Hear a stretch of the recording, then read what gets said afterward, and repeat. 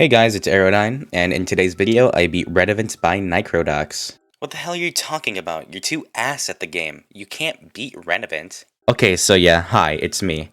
I actually did try to beat Allegiance a while ago. Whenever it came out in 2.0 is when I tried to beat it, and I failed miserably because I completely sucked at the game. But now that I'm better, I decided to beat it since, it's not that hard. I definitely have beaten harder levels in this, but there's not much to say. I'm going to go through a practice run of it as always and give some tips and tricks. So let's do it. So starting off with Allegiance, you have this very long intro. It gets pretty annoying actually because every attempt basically you have to waste like 3 to 5 seconds just looking at that intro, which it becomes really time consuming because I had like 1,800 attempts before I beat that level. So if you think about it, that's just a lot of time wasted because all those attempts were from 0. So this first cube part is just pretty easy memory. All you have to really do is just know which orbs to press. As you saw, I hit this blue orb, the green orb, the green orb, the pink orb, the green orb, the 2 blue orbs, and these last 2 blue orbs. Sometimes at the end there, instead of hitting that last blue orb, you'll hit the green orb. It's fine if you hit that, but I feel like it gets inconsistent. This next robot part is actually pretty chill. There's not much to say about it besides just like get used to the timings. So normally the route you would take is jumping once in here on the mini cube, just falling into this green orb and then just pressing the other green orb. But if you want to get the coin, you just jump an extra time. So yeah, it's pretty simple to get that first coin. The straight fly part is pretty easy. It's supposed to be like, oh, hard to see because of the black lines on the screen. Since this is the nerfed version of Allegiance, since originally it was like really hard, it's really easy to see and really easy to read. So it's a pretty simple ship part. But coming up, there is that teleporter portal that you can probably see on the right already. There's a confusing aspect to it, which is when you enter the teleporter portal, you flip gravity, which it's not that hard. You literally get used to it like immediately. So, it's not hard. So I consider this ball part to be one of the choke points in the level personally. There are some actually difficult timings in this ball part. For instance, this one, which I died at on slow speed. But this timing right here is pretty difficult. You have like that small amount of space right there to react. But once you get past this ball part, you have a pretty good chance of getting a far run, at least if you're good with the wave, because the coming up wave part is pretty tricky. But one thing I would recommend is not spamming when it comes to parts like this because of the saw blades. If you can just control your tapping, you'll be fine. Obviously, I'm doing this in slow motion, so it's easier, but if you just practice your wave control, you'll get through this part every single time. And obviously, normal path, you would go up here, but the coin path, you would go through the bottom right here. Right here, you just want to tap the pink orb and just hit your head on there right away. Because, I don't know, because why not? So this drop part, I really like because it's UFO oriented. I am really good with the UFO, surprisingly, so, this part is pretty easy for me. Just follow the rhythm I'm doing. It's green orb, and then the first 2 yellow portals, you have to press that. Pretty late, though. Not as early as possible, but like in the middle of the portal, you want to press it because you'll hit the object that my checkpoint's at right there. Then you hit the second green orb, then the second yellow portal right there.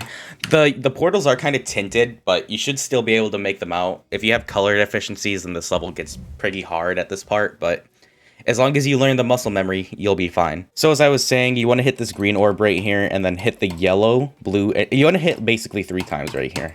As long as you know UFO control, you can get this part of the level down pretty easy.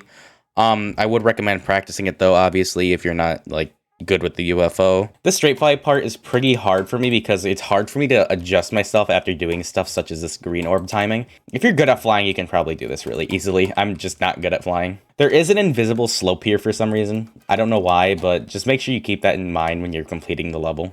And there is this random ship section right here, which, it's pretty annoying, but if you just tap lightly and let go immediately, you can do it. This wave part is pretty tricky, but half the time you're holding the button at that portal spam right there, so it's not that bad. So coming up at this orb memory part here with the robot, you only have to hit the green orbs. There's just 1 green orb you don't press, which is the one I just passed. But yeah, it gets pretty easy.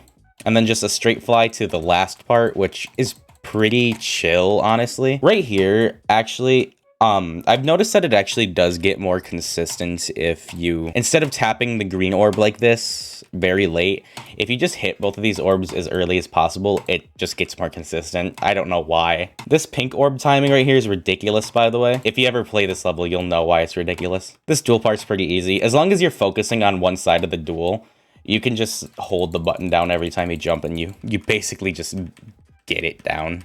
This swing copter part's really easy. Not much can be said about the swing copter part besides, like, get used to this transition right here, because this transition's pretty bad. With this last ship part, make sure you can adjust yourself well after hitting orbs, because that's a problem I had when I was beating this level. I'm bad at positioning. Luckily, I fluked this level, but, you know, just get used to your ship positioning. So to get this last coin, you just have to just jump right there. There's an orb in the portal, thankfully, but make sure you can adjust yourself for this triple spike right here. I actually enjoy this level. It's pretty fun. I ran through it in slow mode with you, which I want to do more. I want to go through these extreme demons in slow mode and, like, you know, explain the aspects of each part. But if you guys don't like it, just let me know. I can just always go back to doing normal speed and then having the speed whenever, you know, a tricky part comes up. But other than that, I really like playing Allegiance, and I have not much else to say about it. I'll give my final opinions towards the end of the video when I actually complete the level. But yeah, it's a pretty good level. I definitely recommend it to anybody, like, going for a easy first extreme demon. But yeah, pretty good level.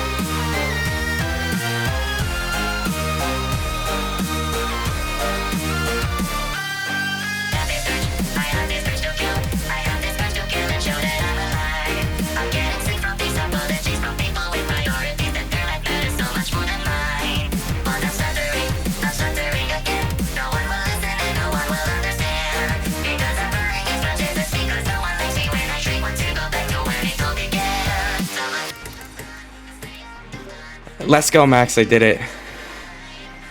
5th extreme demon down. Yes. Ignore the 2 coins that I got. I accidentally beat this in a no-clip run before. 2,000 attempts. GG. So my final thoughts on Allegiance. I think it's a very solid level. It's one of my favorite extreme demons that I've ever played. And I think that it's aged really well. The decoration and the gameplay are both fun and exciting. And when it comes to difficulty, I believe that despite the demon list saying that Allegiance is harder than Cataclysm, I completely disagree. I still think Cataclysm is my second hardest extreme demon, right besides Vexty, obviously. But yeah, Allegiance, pretty solid level, not really difficult, but still, nonetheless, very fun.